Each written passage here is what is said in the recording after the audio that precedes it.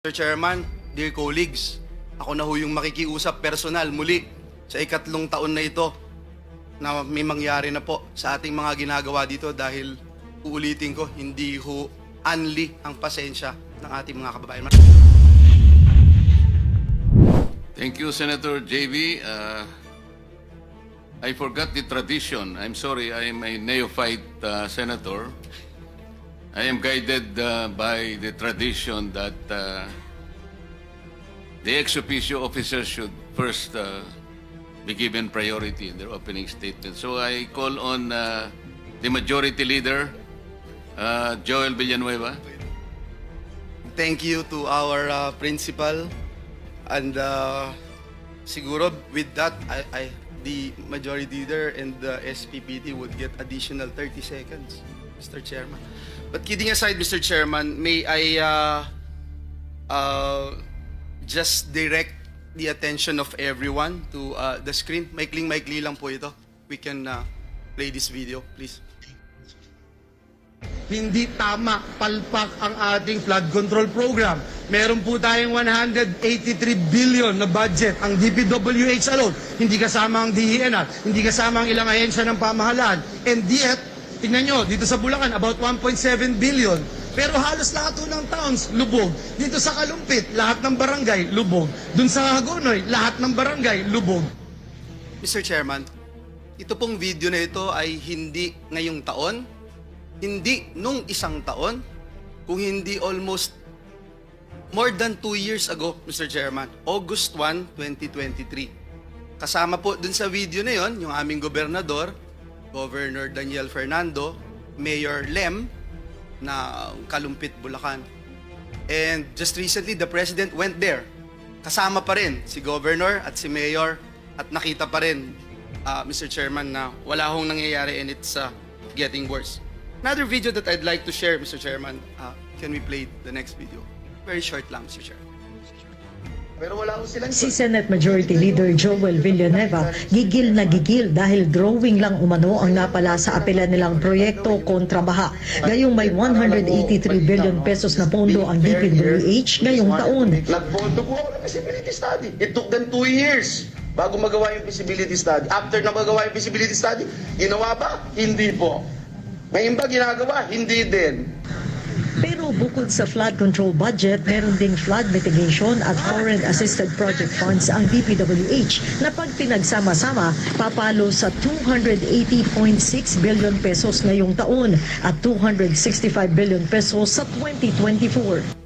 Mr. Chairman, August 9 po yan, 2023. 2025 na po ngayon, Mr. Chairman. At nakakalungkot po, Mr. Chairman, dahil sabi nga po ni Senator JV, 3 taon na po na para ho akong sirang plaka, paulit-ulit ho dito. And that's why I thank you, Mr. Chairman, for calling this hearing because I know that a lot of people, especially our people from the great province of Bulacan, are expecting results. Last na po, Mr. Chairman, meron pa pong isa na binanggit tayo dito sa bulwagang ito, if we can play it. Just few seconds.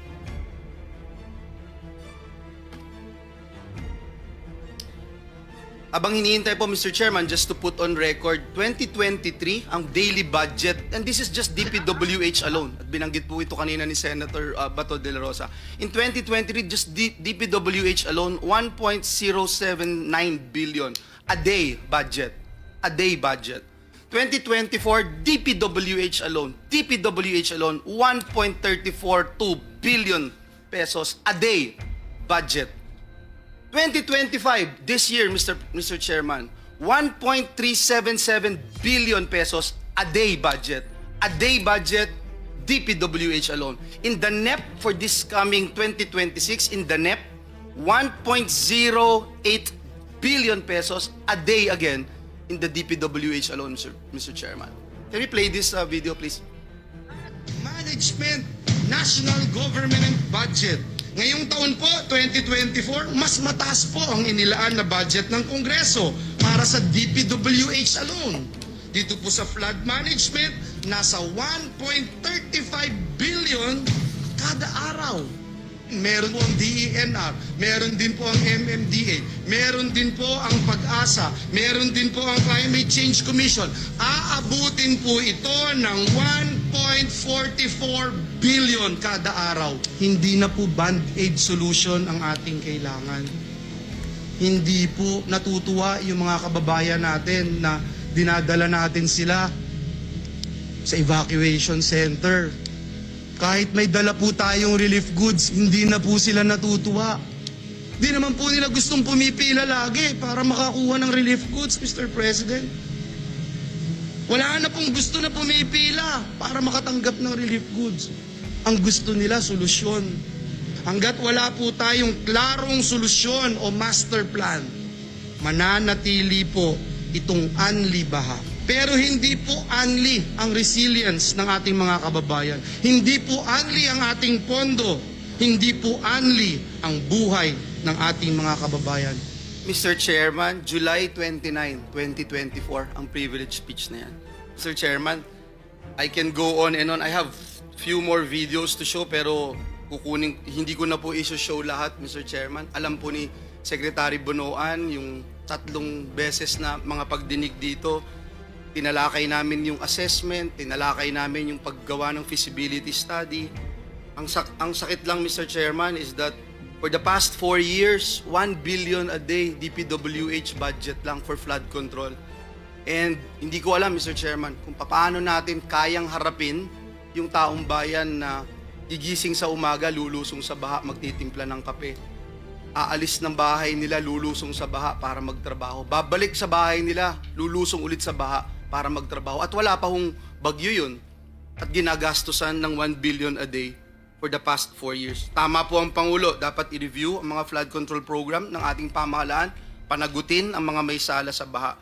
Mr. Chairman, dear colleagues, ako na ho yung makikiusap personal muli sa 3 taon na ito na may mangyari na po sa ating mga ginagawa dito dahil uulitin ko, hindi ho anli ang pasensya ng ating mga kababayan. Maraming salamat, Mr. Chair.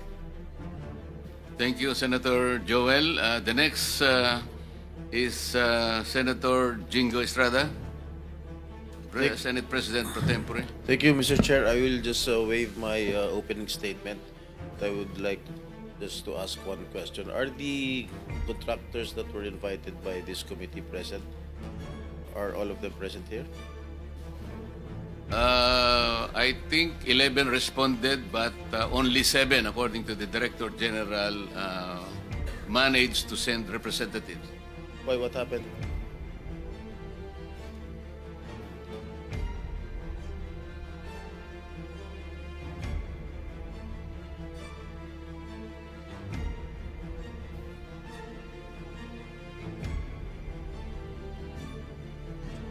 Karamihan sa kanila, Senator Jinggoy, nagkasakit lahat.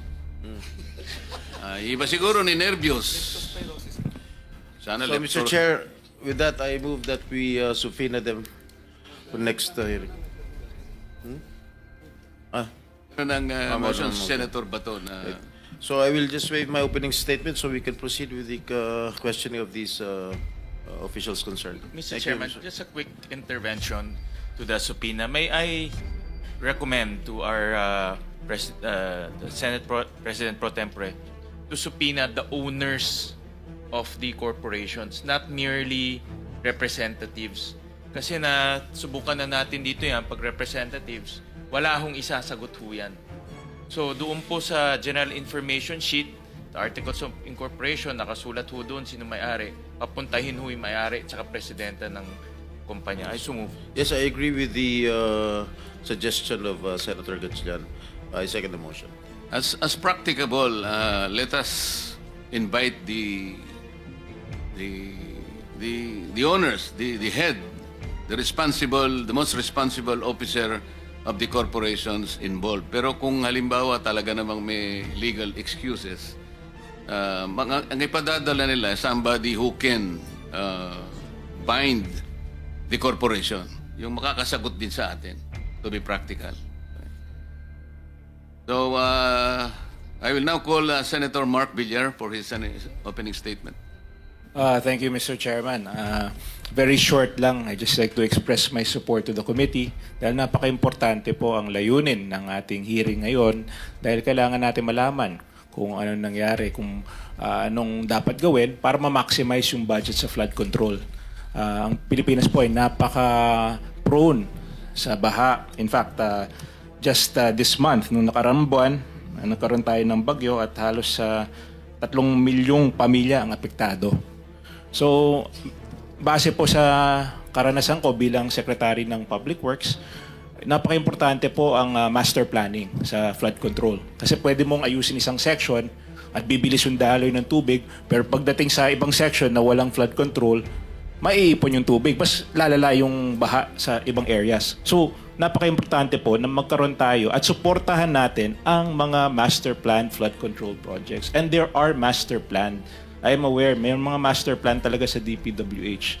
Some of them are foreign-funded master plan. Some of them are each floodwater basin na may master plan. So, importante po, para sa akin, yung pondo ng taong bayan ay dapat nakatutok sa mga master plan projects ng DPWH. And of course, on the issue of yung mga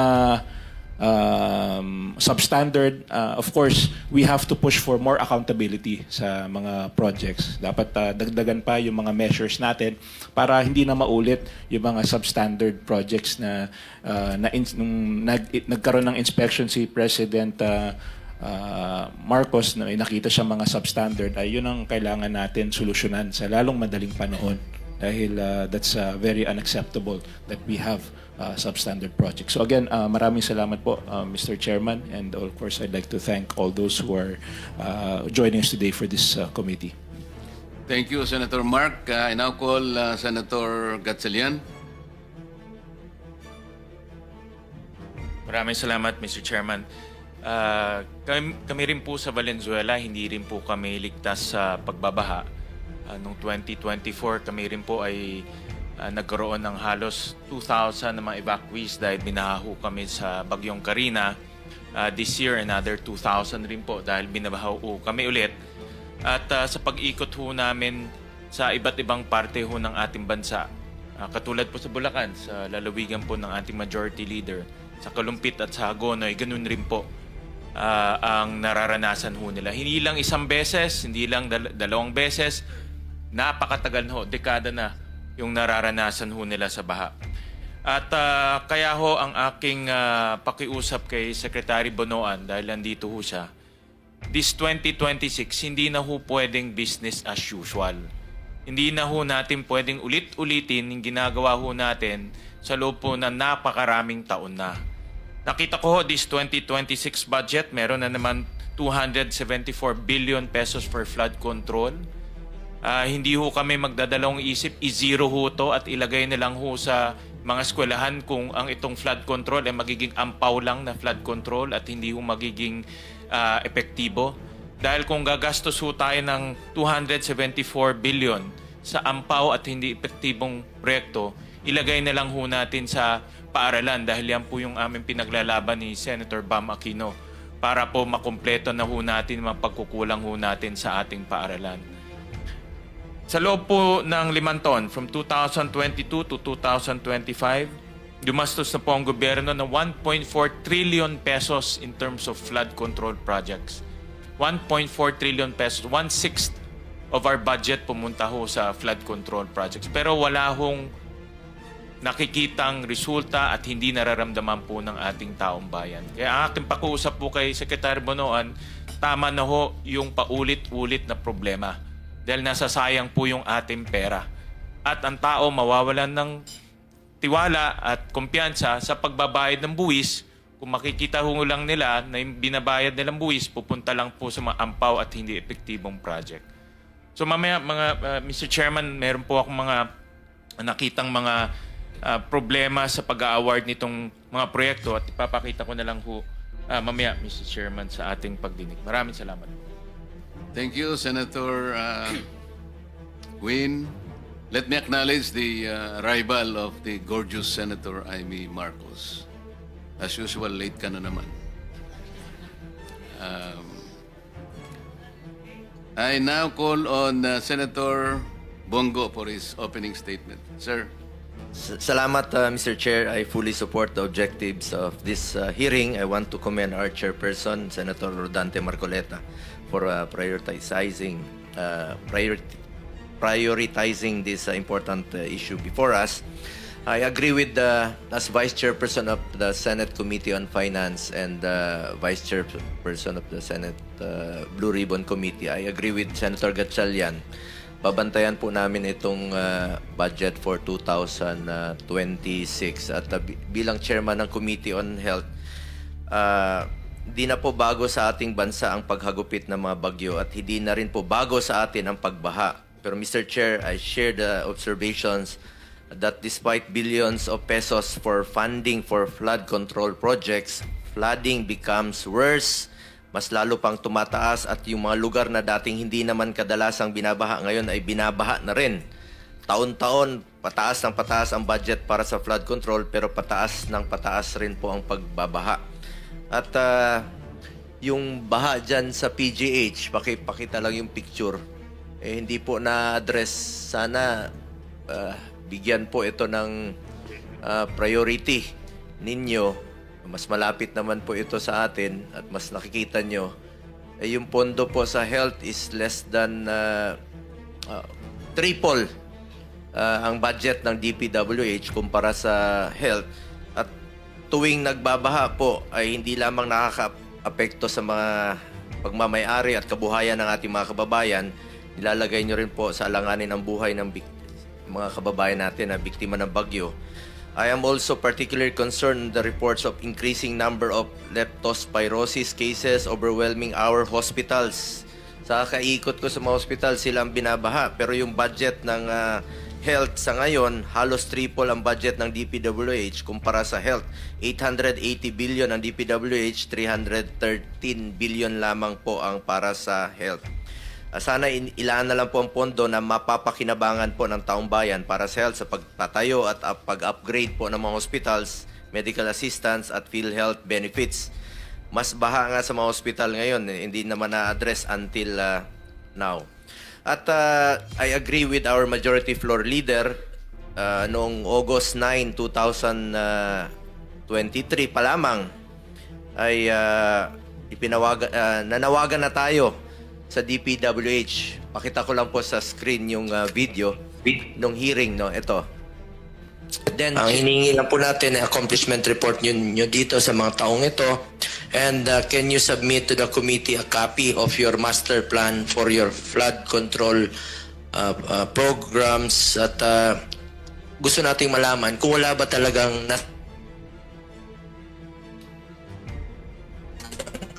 na pondo dito na inilaan nyo po sa ilang taon na patuloy nyong pinupondohan at tumataas pa.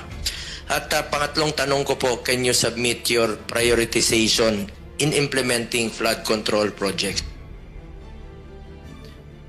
That was August of 2023. More than 2 years ago na po yan. At pinaalalahanan natin kayo, dapat ilagay ang flood control sa lugar na may madalas binabaha at maproteksyonan na tao. Ang tanong natin, bakit doon nilagay sa walang tao, may flood control pero walang pinoproteksyon ng tao, walang kinokontrol na baha? Napapansin ko po sa taas na nilalagay po itong mga flood control sa walang tao at walang pinipigil na baha. Sana po inilaan na lang po ito sa mga importante pa nating mga proyekto. At ngayon rin po, sinusuportahan natin ito, lalong-lalo na po sa mga issues ngayon. I also co-authored Senate Bill number 783. Ang panukalang batas na ito ay ipagbawal na pumasok sa anumang kontrata ng gobyerno mula sa national level hanggang sa LGU level ang mga kamag-anak ng government officials hanggang sa 4th civil degree of consanguinity and affinity. To the DPWH, ay dapat po ayusin nyo po ang inyong master plan. Matagal na po yan na hinihingi natin, pero after ilang taon, nandiyan pa rin po itong mga flood control. Ang bagyo po, hindi natin kayang pigilan. Pero ang labis na pagbaha, pagkawala ng kabuhayan at buhay, kaya po nating magawa ng paraan. Ang korupsyon, kaya nating pigilan. The flood problem demands the unwavering attention of the government.